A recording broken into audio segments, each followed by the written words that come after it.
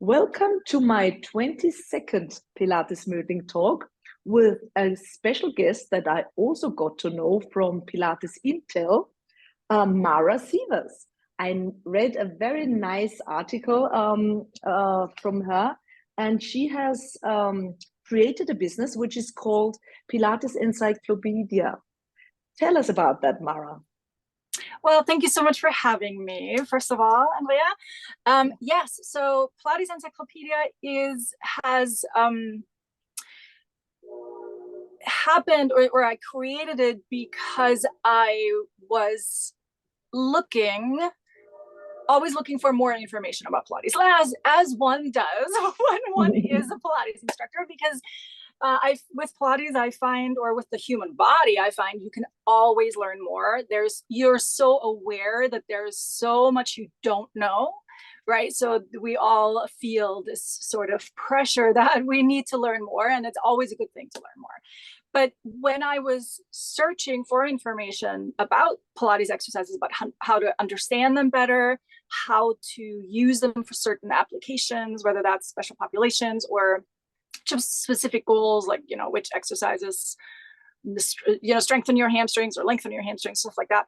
I spent hours on the internet trying to find information. And then I ended up most of the time not getting specifically an answer to what I needed anyway. So out of that sort of daily frustration of you're working with clients and you have 10 minutes in between, or you have at night, you want to look up something for the client who's coming the next day. And then out of that, I was like, oh, I wish there was one place where everything was in that one place and I could just go there and I could find what I needed. And yeah, so that's how it happened. So Pilates Encyclopedia, big library of all of the exercises. And when I say all, I have to make a little asterisk there, because you can never put all of the exercises in one place, because every day somebody wakes up and invents a new exercise, and that's great. But we're also growing. I'm adding new exercises every month. And so we're focusing on just really very, very detailed descriptions of every single exercise, including cueing, progressions, regressions, contraindications, all of the good stuff. Excellent. There's a huge, much more information than you would get in a normal manual for a teacher training. Yeah. This brings me to the question: how and where did you start your Pilates journey? Yeah, so I'm originally from Austria, so all the German-speaking people, I'm sorry, we're doing this in English, but I guess we can reach more people with English. Maybe we should do another interview in German sometime. Right, that's the plan. So I started originally in Austria, and I started just with mat, as so many of us do. I used to be a dancer, the performing arts. There you go. So I just started with mat. I also did yoga. I also did aerobics and step aerobics and group fitness and stuff. So it was sort of a side gig next to being, a dancer. And it sort of took over. It took on a life of its own. And then eventually I moved to the US in 2008. And it's hard when you have to learn a new language. It doesn't feel like it now, because I'm much more comfortable at this point talking about Pilates in English, because I've been doing this so much for so long. Yeah. But when you first make that transition, it's a tough thing to learn. But even when you learn to teach Pilates, it feels like learning a new language, because you're starting to use words and phrases that you've never used before. So it's right. So, but in that, long story short, in that transition to the new language in a different country, I decided I need to focus on something that is slower and just one modality. So I dropped all of the other aerobics and that kind of stuff, and it just focused on Pilates. And the reason really for why I chose Pilates is because I am, as also many of us and also many dancers, I'm somewhat hypermobile. Not to the extreme, but I have really, really hypermobile lower back, which brought me to a herniated disc at 22 years old. Oh, wow. And yes, and I actually had a second herniated disc in my neck at 42 years old. So I hope I'm not going to get another one in 20 years from now. But so there's obviously a weakness and an instability generally. And so when that happened in my early 20s, as a dancer, I sought out modalities that could help, and Pilates was really the one thing that made a huge difference. And in my own personal body, I really, really need Pilates. Like, if I don't do it for a certain amount of time, then my body will definitely tell me that it's time to lie back down. I always say the most beautiful thing is to lie down on the ground and just like have that support of the ground. But also, yeah, it's just so targeted, and Pilates has definitely been extremely valuable for me in my own body, will be for the rest of my life. I will always need and use Pilates for just feeling better. So you can bulletproof your joints. Your hypermobility is controllable.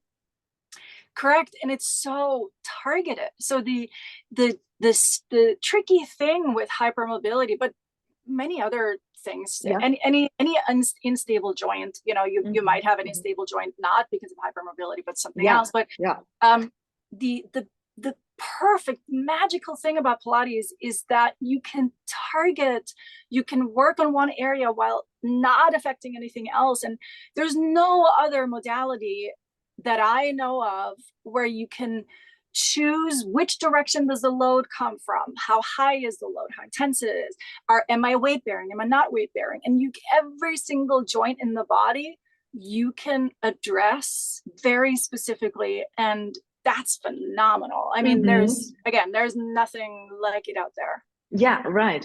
I learned in my teacher program, when you have a problem, you could leave it out, work the rest of the body, make the rest of the body healthy, and this will then make the problem less important.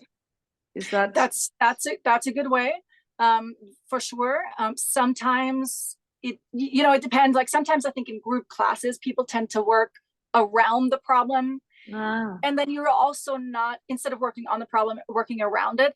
But the way you phrase it is slightly differently. So you're like, I agree, the body is not isolated. I mean, even though some of the movements that we do seem very small and we're just moving one joint, or we're stabilizing it, but the more I do Pilates and the more I teach Pilates, the more I realize every single Pilates exercise is whole body commitment. Right. And I mean, one of Joseph Pilates' guiding principles, right, is whole body commitment, because even though you might only be doing marching, like you might only be moving your hip joint one at a time, you're paying attention to the rest of the body, and you're aligning it. So it's all, and everything influences each other, and which we know now with fascia knowledge and stuff like that. So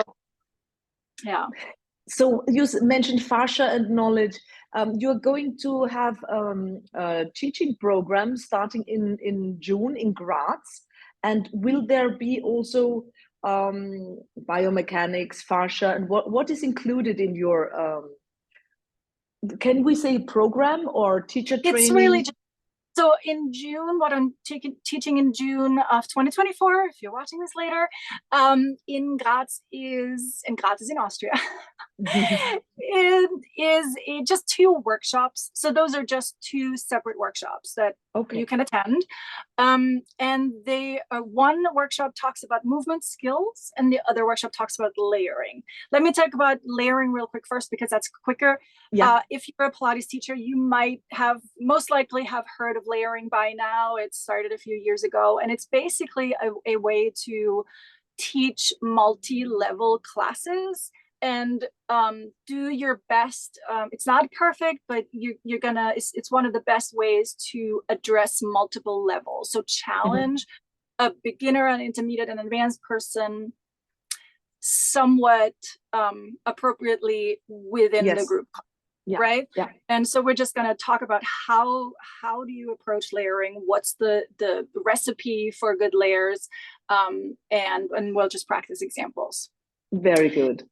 The second workshop, which is actually the first workshop, is going to be about movement skills. And movement skills is basically my term for looking at movement not from a muscle standpoint, but from a joint movement direction standpoint, or a ability standpoint. So when you think about movement, it's not just one muscle. So I think when somebody learns Pilates or learns anatomy, we learn about muscles and then we get all caught up about this one muscle. Like my hamstrings are cramping. What do I do? So now my focus is on those hamstrings, and I lose sight of the bigger picture. Right. And the fact of the matter is your hamstrings don't act alone, right?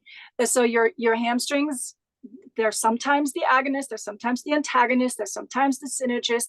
Then we have a nervous system that's responsible for movement as well. So all of these different things play into movement around a joint. So one movement skill, for instance, is hip extension, if you're talking about the hamstring, right? So, but we're looking at the movement of hip extension. Not so much, yes, we do want to understand which muscles are responsible, but we want to look at it more from a holistic, I don't know, holistic if the right like word, but functional, and that's just a more three-dimensional standpoint, and also including the nervous system, including the fascia and the state of the tissue, because if the tissue is not healthy, then things don't work the way that they should. So any approach. So talking about hamstrings, let's say your hamstrings cramp all the time. You can't really strengthen your hamstrings because every time you approach them, they start to cramp. Right. So what do you do, right? Like if you just put the muscle, you don't know what to do. So we have 4 phases of movement skills, and strength is the last phase. So if every time you try and strengthen the hamstrings, you don't get anywhere, then you need to look at the other 3 movement skills above that. And the problem is probably in there somewhere. And then if you work on that, then eventually you can get back to the last phase and strengthen them. I remember in my Pilates career when it was usually dancers who told me, short hamstrings. And I thought, okay, but tell me, what should I do to not have short hamstrings? Only now, after, I don't know, 20 years of doing things with my strength training, I am now so strong that my hamstrings are not short anymore. And that was not from Pilates. It was from another modality. So, that's a good point you bring up too. Like, as much as I love Pilates, and I really, really do, I also think that it's not enough. And I think sometimes in like a lot of Pilates is like, oh, you just got to do Pilates and that's it, and you're going to be perfect. And I also disagree with that. I also made a lot of progress in my dancing through strength training, and especially women who will get older. Oh my gosh, we need strength training. Absolutely. That doesn't mean that Pilates is not good, because if you do strength training with poor alignment, that's no good. Right. So So what is Pilates good for? What does Pilates help you with in your daily life? The very short answer is to feel better, to have less pain, less strain. My body gets very achy just from the inherent lack of stability. So that just kind of everything takes a lot of energy. So the stronger I feel, the better my body feels. Right. And then just realigning, like if you have a stiff neck, or if you have just if your body is not aligned, like my pelvis, that's a good example. So my pelvis is constantly out of alignment. I don't think my pelvis is ever in alignment. So sometimes I'm walking and I feel how all of my weight is on my right leg. Like my right leg is really achy and working hard, and my left leg is not doing anything. So I know, okay, my pelvis is out of alignment. So then I can do exercises to stabilize that and bring it back. And very good. Unfortunately, life, especially if you live an active life, will take you out of alignment. Like, you do things and that just happens. So, but having a modality and having exercise that you can do that reliably will make you feel better. I mean, what better thing is there, right? You mentioned the nervous system. I have been doing Pilates for a long time, and last year there was some crisis in my life, and I didn't do Pilates for 1 year. And when I started again, my Pilates is different. My nervous system is different. and I get things now, not because I'm older, because I feel them. So something with the nervous system had to give. So how, because you mentioned that it's going to be in the Graz course, how does the nervous system be, how is it addressed in your course? How?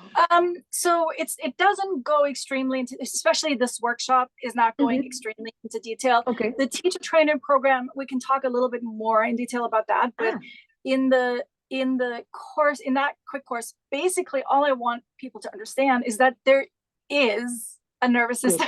Yes, good. Because we don't learn about that. In the typical Pilates teacher training program, when you learn about Pilates, you learn the topography. I call it topography, which is anatomy, is basically just tell you where is it and what is it called. But that does not help you understand how all of those parts react in movement. Right. And then we learn about muscles, and we learn what the shape of the joints is and what movement direction the joint moves on and stuff like that. But we don't learn that there is a nervous system responsible for movement. So for instance, let me ask you, what initiates movement? The thought of it. Yes, exactly. Right. And we forget about that, right? We think, oh, this muscle, we think like the hamstrings, right? But no, the hamstrings don't do anything. They don't do nothing unless they are being innervated by a nerve, and the nerve needs the brain to tell it. So that, and then proprioception or tactile feedback is the opposite, right? So everything is a two-way conversation. Every movement is a two-way conversation. Like, you talk to the body, you tell the body what to do. That's sort of where your students, when you teach a class and everybody's thinking and like, oh my God, that's because they're telling their body what to do. And then sometimes, which is necessary and which is good, but we forget sometimes the other direction. We need to perceive, right? That perception of where we are in space, proprioception. How does it feel when I move this way and that way? So it's a little bit more of exploratory. And what you just said right now, that's that direction, right? You're perceiving your body in a different way. So maybe that other direction, of that incoming direction of the nervous system is working better for some reason. And I'm not a specialist in the nervous system, so you just put it into the consideration. And so it's part of your upcoming teacher training in 2000.